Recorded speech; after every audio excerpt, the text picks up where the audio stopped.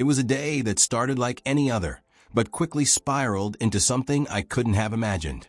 My sister, Jessica Freeman, had just come over to my place for a chat when she suddenly found herself cuffed by the so-called HOA cops. There was something chilling in their gaze, as if they had a personal grudge to settle. It wasn't just about the rules for them. It felt like a power trip, a way to make people feel small. But little did they know, behind Jessica Freeman's calm exterior was a secret that would set off a chain of events none of us were ready for. The moment the Secret Service arrived, all their cocky smirks vanished, replaced by sheer panic. That was the beginning of everything. Before we get into the details, if you're new here, don't forget to subscribe and hit that notification bell so you won't miss any updates. If you're enjoying the story, let us know. If you liked the video, press 1. If not, press 0. Your feedback really motivates me to bring you more meaningful and uplifting stories. Growing up, I always thought a neighborhood should be a place of comfort, where you wave hello to neighbors on evening walks, borrow a cup of sugar when you're short, and look out for each other's kids playing in the front yard. But all that changed the moment I moved to Golden Oak Drive. When I first drove down that pristine road with perfectly manicured lawns and neatly trimmed hedges, I thought I'd found the perfect little suburban paradise. I was freshly divorced, searching for peace and a quiet place to start over. Jessica Freeman, who lived just a couple blocks away, had encouraged me to settle here. On paper, the neighborhood seemed tight-knit and safe. But reality was a far cry from that. The Homeowners Association had earned a reputation for their strict, almost absurd rules, which made even the smallest detail feel like a contract with the devil. Things like the exact shade of paint for your fence, the limit on how many times your dog could bark in a day, and how long your trash could sit out on the curb. They loved to flex their muscle, but I never thought it would escalate to something downright sinister. When I bought my little bungalow, all I wanted was peace. But from day one, the HOA bombarded me with warnings over silly things like my grass being half an inch too tall or my vines creeping onto the neighbor's side of the yard. It was harassment dressed up as order. I tried to keep my head down, telling myself to just follow their rules. But after a while, you can't ignore a system that thrives on control. Jessica Freeman was the only one I could talk to about it. She was only 3 years older than me, but always seemed wise beyond her years. She'd stuck by me through thick and thin, whether it was heartbreak or triumph. She had this quiet, observant nature, but wasn't afraid to speak up when something was wrong. Years ago, she'd served in the Peace Corps overseas, and in that time, she'd learned the fine balance between diplomacy and standing firm. She was gentle, but when it came to doing what was right, she had the backbone of a warrior. So, when I started complaining about the HOA's bullying, she was the first to push me to stand my ground. Appease them for now, she'd said, but we'll get to the bottom of this. If they're abusing their power, we'll figure out how to fix it. That moment came sooner than we expected. Golden Oak Drive had this strange system where the HOA had a so-called enforcement squad, which they proudly referred to as the HOA cops. Their job was to make sure no one broke the rules. They strutted around like a private police force, wearing uniforms and acting like they owned the place, though I had a hunch half of them didn't have any real legal training. They carried themselves with this arrogance, especially when dealing with women, like they were the kings of the neighborhood. One Saturday afternoon, Jessica Freeman came over to my place, visibly upset. A friend of hers, Tara Mitchell, who lived just across the street, had told her the HOA cops had been trespassing on her property for no reason. Apparently, Tara Mitchell's teenage son had been dared by his friends to search through the neighborhood's community dumpster for a lost cell phone. The next thing she knew, the HOA cops swarmed her yard, threatening fines and even arresting him. It was insane, arresting a kid for stepping onto the edge of a private dumpster area. But that's just how they operated. Fear, intimidation, control. What should we do? I asked Jessica Freeman as she sipped her tea. She gave me a determined look, the same look I remembered from our childhood. We find out who's pulling the strings and put them on blast, she said. And just like that, we heard a commotion outside. We rushed out to the porch. There they were, 2 HOA enforcers, one short and stocky, the other tall and wiry. Both of them had these smug looks on their faces. They pointed directly at Jessica Freeman. "You there," the shorter one barked. "Are you the homeowner?" he asked. "No," Jessica Freeman replied calmly, "but I'm the homeowner's sister." "Why?" The shorter man narrowed his eyes. "Then you're trespassing." "On my own sister's property," she shot back, clearly confused. "That doesn't even make sense," she added, her voice steady but filled with disbelief. I could feel my heart racing. They'd come after me before for minor things, but accusing my sister of a crime was a whole new level. "Ma'am," the taller one said, "according to our records, only the homeowner and registered residents are allowed on the property without prior approval. If you're not on the lease or deed, you need written clearance from the HOA." Jessica Freeman laughed dryly. "This is my sister's house. I'm here as her guest. You can't just make me leave." The short enforcer stepped forward, puffing up his chest. "Ma'am, I don't think you understand. We have authority here. If you resist, we can place you under HOA arrest." That's when I stepped in. "Arrest my sister? Under what law?" I demanded. The shorter man whipped around to face me. "We have reason to believe she's been inciting neighbors to break HOA rules, passing out unapproved flyers and harassing our officers," he said. It all sounded like a bad joke. First off, I'd never seen Clara Reynolds hand out any flyers, and second, how was that even worth an arrest? Clara Reynolds crossed her arms, standing her ground. "I want to see the statute that allows you to do this. You're acting like vigilantes." Without warning, the shorter officer pulled out a pair of handcuffs.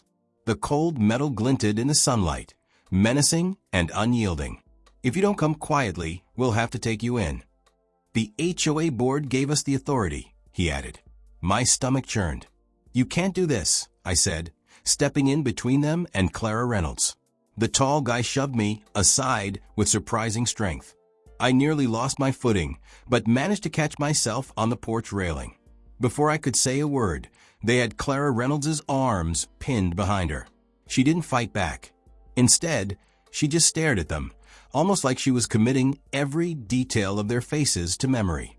Sweat trickled down the back of my neck in the blistering heat. Where exactly did they think they were taking her? The HOA's makeshift holding cell? I couldn't believe what was happening. My words fell on deaf ears as they dragged her away, leaving me stunned on the front steps. That moment was when everything shifted for me, from living a quiet life to feeling a deep need for justice, maybe even revenge. I lost all faith in fairness. How could they do this to her? And how could I get my sister back? I didn't waste any time and rushed to the HOA's community center, a squat building by the tennis courts. While families played doubles on the pristine courts, things inside were anything but calm. I found Clara Reynolds locked up in a cramped office they'd turned into a detention room. It had a heavy metal lock, but no official signs or police officers. Just more of the HOA enforcers, scowling at me with their arms crossed. I demanded to see her.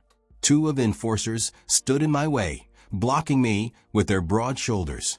The taller one looked familiar. I'd seen him earlier. "She's staying here until further notice," he said. "Until she cooperates." "Cooperate with what?" I asked, my teeth clenched. My voice shook with a mix of fear and anger. "She's been interfering with HOA matters. We're going to question her, and if she agrees to follow our rules, we might let her go with a fine." It sounded ridiculous. I tried calling the local police, but they told me it was a civil matter, considering the HOA was a private community. "If you want to file a complaint, go ahead and report it, and we'll look into it." No urgency, no promises of help. I felt powerless. My sister was locked up in some office by people pretending to be law enforcement, and I had no way of getting her out. That's when I noticed a man standing off to the side, wearing a sharp suit, an odd sight among all the uniformed enforcers. He leaned against a desk, observing the scene. He was older, his hair peppered with gray, but there was something about him that spoke of authority. For a moment, our eyes met. It was like he recognized me or knew something about me or Clara Reynolds. But then he shifted his focus, returning to his phone as though nothing had happened. I glared at him, but he didn't offer any explanation. The enforcers ushered me out, telling me to go home or face consequences. Part of me wanted to challenge them, but Clara Reynolds always told me to pick my battles. So I left, furious, but determined to find a way to get her out, legally or otherwise. By the time night fell, I was a wreck, pacing back and forth in my living room. I called every contact I could think of and scrolled through the neighborhood Facebook group. Most people were too scared to speak out, but a few voiced sympathy and even considered going back to the community center to stir things up. But something inside told me to hold off, to wait and gather more information. At 2 a.m., I finally collapsed on the couch, phone still in my hand, and managed to doze off. The next morning, I was jolted awake by a pounding on the door. Dread shot through me, expecting it to be the HOA enforcers. But when I cracked the door open, there stood a man in a dark suit, flanked by two others. They flashed badges, Secret Service. One of them said sharply, "May we come in?" My heart skipped a beat. What was going on? Why was the Secret Service at my door? The man introduced himself as Agent West, looking a bit on edge. "We're looking for a woman named Clara Reynolds. We were told she was seen in this neighborhood." I hesitated, my mind racing. Why the Secret Service? A wave of fear washed over me. Yes, she's my sister, but the HOA has her in custody. The absurdity of what I just said hit me. It sounded insane even to me. Agent West frowned. "Custody? Your homeowners association has her in custody." He shot a quick look at his partner, his expression turning serious. "We need to see her now." They asked me to lead them to where she was being held. Without hesitation, I turned and led them across the street, down 2 blocks to the community center. The sunlight felt too bright, too cheerful for what was coming. Residents who were out picking up their newspapers stopped dead in their tracks when they saw the black SUVs rolling up behind us. Word spread fast. By the time we reached the community center, a small crowd had gathered. The so-called HOA enforcers were huddled near the entrance, but their usual bravado was gone. They looked pale and unsure under the unyielding gaze of the federal agents. No more smirks. Instead, they stood frozen. Agent West stepped forward and addressed them in a tone that didn't allow for argument. "We have reason to believe you're holding a federal witness and violating her civil rights. Step aside." The short enforcer's jaw twitched. For a moment, it seemed like he might try to resist. Time seemed to freeze. Then, he cleared his throat. "We need to see some ID," he mumbled, his confidence shattered. When Harrison flashed his credentials, the man nearly took a step back in shock. "This way," he stammered. We made our way down the hallway to the cramped office. Inside, I saw Clara Reynolds still handcuffed to a metal chair. Her face lit up when she saw Agent West. "Thank heavens," she breathed. One of the agents rushed over to unlock her cuffs. I watched almost in slow motion as the enforcers backed up against the wall, panic showing on their faces. The man in the suit from yesterday stood there too, arms crossed, silent. I could hardly breathe with relief as Clara Reynolds stood, her wrists raw from the cuffs. Agent West turned on the other man. "I've been looking for you, Campbell. You've done a great job going off the grid." Suddenly, the tension in the room spiked. So, this man wasn't just some bystander. He was someone the Secret Service had been tracking. Davis didn't say a word. Harrison then turned to Clara Reynolds. "We got your message. We came as soon as we could. Are you okay?" She nodded, rubbing her wrists. "Better now that you're here." I was rooted to the spot, confused. My sister had some connection to the Secret Service. A dozen questions raced through my mind, but before I could ask, the HOA enforcers tried to sneak away. "Not so fast," Agent West snapped. "You're all staying here until local law enforcement arrives." The panic on their faces was unmistakable. Their illusions of control crumbled under the weight of real authority. The next hour passed in a blur. The local police, who'd brushed me off earlier, showed up in droves, responding to the Secret Service's call. The community center quickly became a frenzy of flashing lights and frantic officers. The HOA enforcers were interrogated, forced to explain their overreach. Eventually, they were cuffed and marched out, facing charges of unlawful detention and intimidation.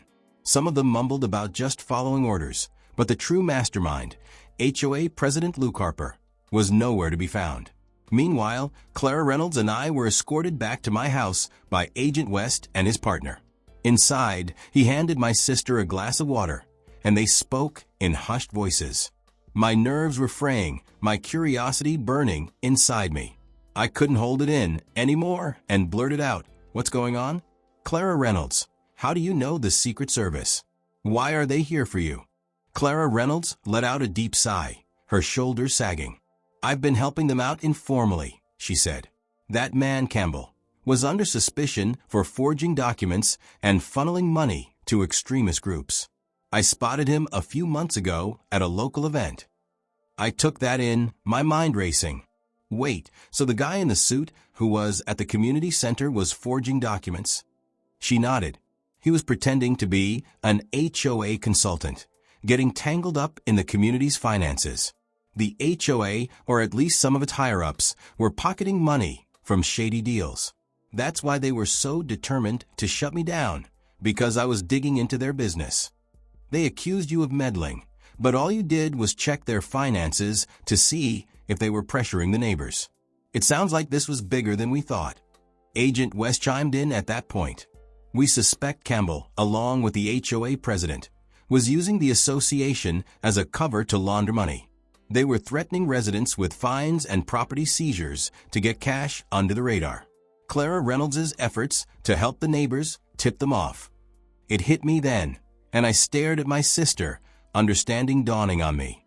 "That's why you always wanted me to collect the evidence, but keep it quiet. You knew something huge was going on."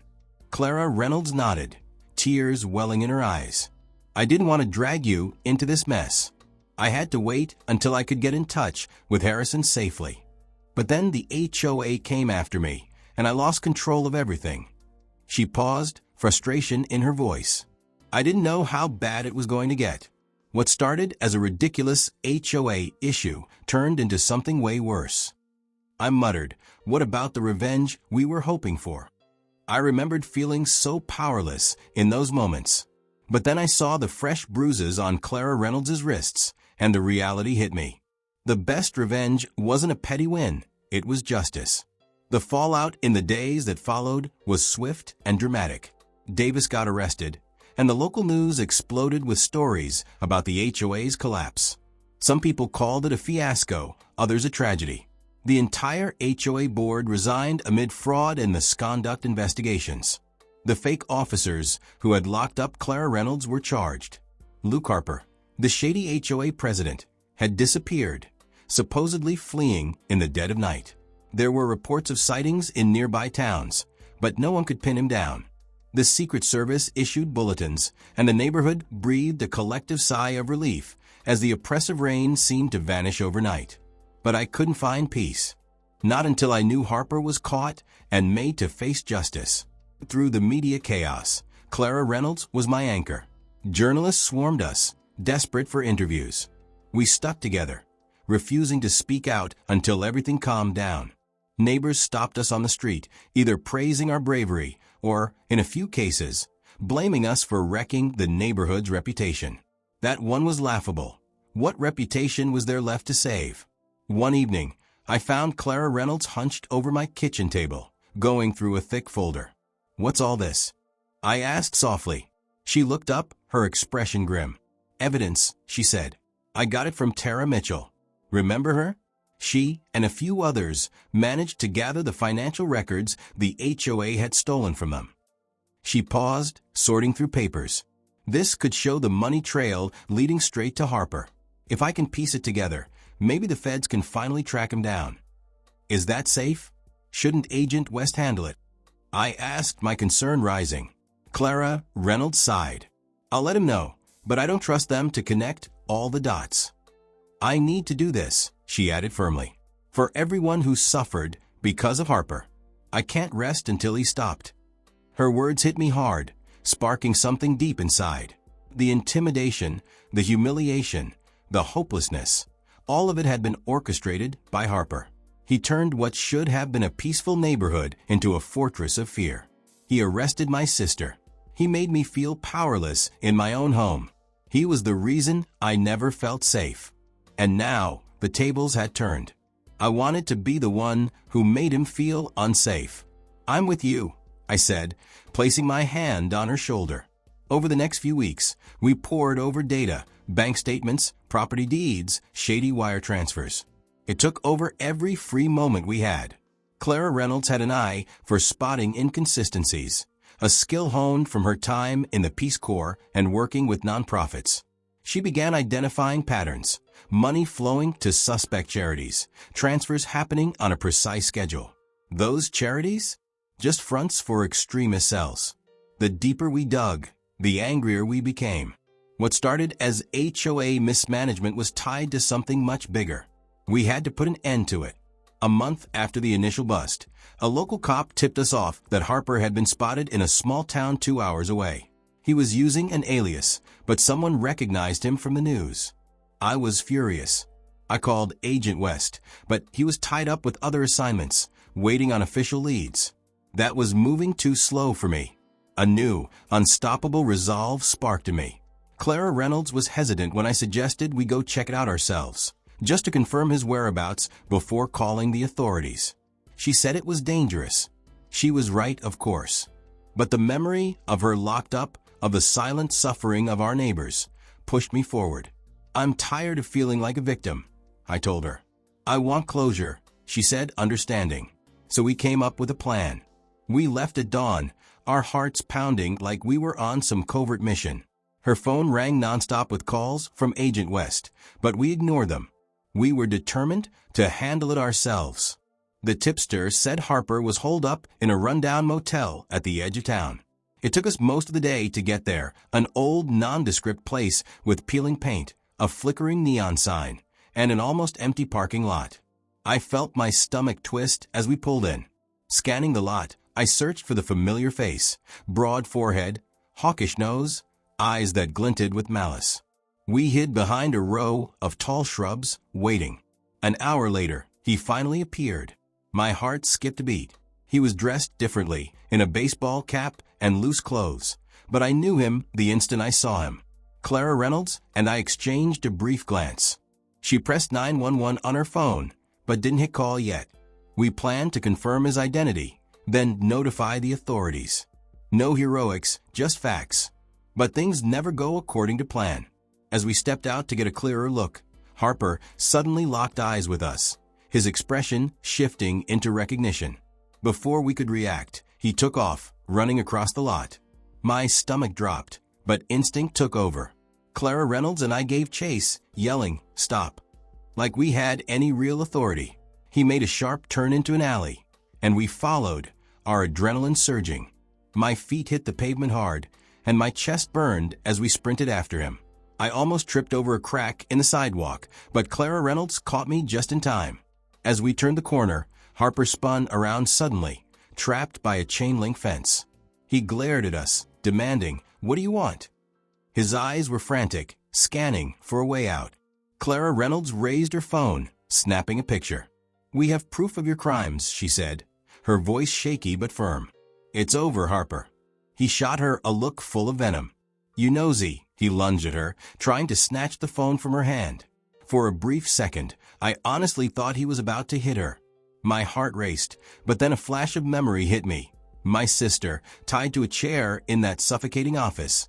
All because of him. Anger surged through me. Without thinking, I stepped in front of Clara Reynolds and shoved Harper away. He stumbled backward, crashing into the fence with a loud clang.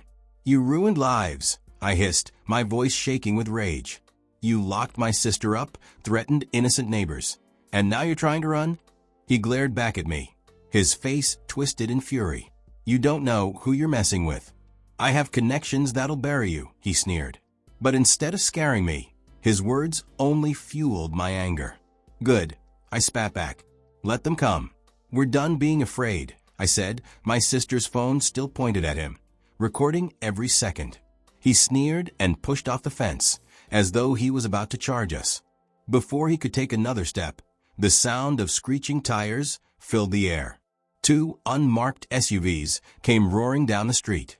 For a moment my heart stopped, but then I felt relief flood through me as Agent West stepped out of one of the vehicles, gun in hand. "Luke Harper," he called. "Hands where we can see them." Harper's expression dropped. He knew the game was up. Slowly, he raised his arms in surrender. Within moments, federal agents swarmed him, forcing him to the ground and cuffing him. As they dragged him away, he shot us both a look full of hate, but I stood tall. It wasn't the revenge I had imagined, but seeing him powerless, no longer in control of our nightmares, was freeing. Agent West brushed himself off, taking a deep breath. "You two could have gotten yourselves killed," he scolded, but there was a flicker of respect in his eyes. "We tracked your phone. We thought you might try something impulsive." Clara Reynolds gave him a small smile. "Thanks for showing up." Harrison nodded. "We've got this from here. Harper isn't getting away this time." As the agents loaded Harper into the waiting vehicle, it started to sink in. The man who had orchestrated all of our suffering was finally in custody. It wasn't over, but it felt like the beginning of the end. Later that day, Clara Reynolds handed over all the documents we'd collected to Harrison, who genuinely seemed thankful. He promised that Harper would face justice and that the system would hold him accountable. When we got back to Golden Oak Drive, everything felt different, almost unreal, like stepping into a new world. The constant fear that used to hang in the air, hiding behind every perfectly trimmed hedge, was gone. Neighbors greeted us with grateful smiles, offering help with groceries. A new HOA board was forming, this time under strict supervision from local authorities, with transparent rules that everyone could see. Some people even talked about disbanding the HOA altogether, but in the end, they decided to keep a minimal version that would only handle basic neighborhood upkeep. No more enforcers. No more oppression. In the days that followed, the tension that had once suffocated our neighborhood slowly began to fade. Kids played freely in the driveways again, and no one flinched when someone lingered outside their house. Clara Reynolds, her bruises fading, was back to her old self, kind and firm, always ready to help a neighbor, fix a broken window, or sit with someone who needed support. I threw myself into a support group for harassment victims, using everything I'd learned to help others stand up for themselves. The local police even apologized for their inaction and promised to be more careful in handling future HOA-related issues. Whether or not that promise would last, I couldn't say, but it was a start. I found a new sense of purpose, advocating for fairness, and encouraging others to fight against abuse of power. I organized a small gathering at the park where neighbors could share their experiences, talk about the intimidation they faced, and find solidarity. After the scandal broke, news crews occasionally hung around, but they quickly lost interest. Life began to return to normal, though it felt lighter, more hopeful. One sunny afternoon, Clara Reynolds and I took a walk along the newly replanted flower beds that lined the main street, the air filled with the fresh scent of mulch. We chatted about simple things, a new cafe opening, the possibility of visiting relatives. We talked about everything except the nightmare that had consumed our lives. Finally, as we passed the community bulletin board, now filled with fair, transparent guidelines for yard maintenance instead of petty rules, Clara Reynolds paused. "Do you feel better now?" she asked softly. I took a deep breath. "I do." Part of me still felt the sting of everything we had gone through, but at least now I wasn't afraid. Clara Reynolds' eyes crinkled in a smile. "I'm proud of you, sis." We stood there, arm in arm, taking back what was ours, our dignity, our freedom. We never backed down. "We did," I whispered. Standing there in the warm sunlight for the first time since moving into this stifling neighborhood, I felt truly at home. Not because I'd followed every rule or changed the exterior of our house, but because I had finally reclaimed myself. My sister was safe. My community was healing. And the man who had tried to control everything was behind bars. Did we get vengeance? In a way, yes. But more than that, we took down a corrupt system that had played with our lives. And in the process, we found something more powerful than revenge, our own strength. We found resilience in unity. Even the neighbors who had once hidden behind their curtains came together in the end, sharing their stories and evidence that helped bring Harper down. The final blow wasn't just delivered by me and Clara Reynolds, but by a community that refused to be broken anymore. Soon, Clara Reynolds would move on to her next chapter. She had big plans to return to nonprofit work or maybe even run for local office. As for me, I decided to stay in Golden Oak Drive, ironically enough. Instead of letting this place be a haunted memory, I wanted to see it thrive, free from the shadow of the corrupt HOA. And day by day it did. People whispered about justice. They spoke of retribution with quiet satisfaction. But for me, the greatest satisfaction was knowing we had done right by those who would come after us. No one else would ever face the same kind of criminal injustice that we had. If that wasn't the sweetest kind of triumph, I didn't know what was. And that's how we turned the corner and entered our fight. From the arrests at the HOA to the shocking arrival of the establishment service, this story proves that even in the darkest moments, justice can find its way. My siblings and I emerged stronger, closer, and more determined to protect our community and others. Have you ever seen a situation where a fight made you stronger? Sometimes it just takes the support of the right people to turn the tide and turn a loss into a victory. If you found this story inspiring, please like, share it with your friends, and subscribe for more stories like this. Thanks for watching.